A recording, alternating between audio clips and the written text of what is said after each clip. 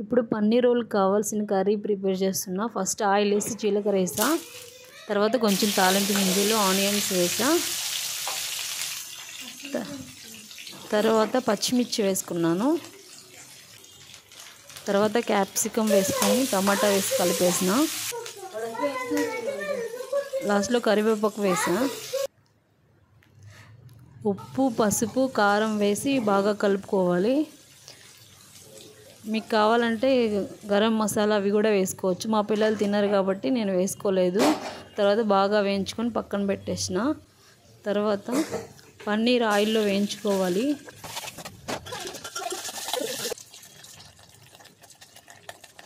బాగా brown colour వచ్చే వరకు పన్నీర్ వేయించుకొని ఆ కర్రీలో పన్నీర్ కలిపేసుకోవాలి.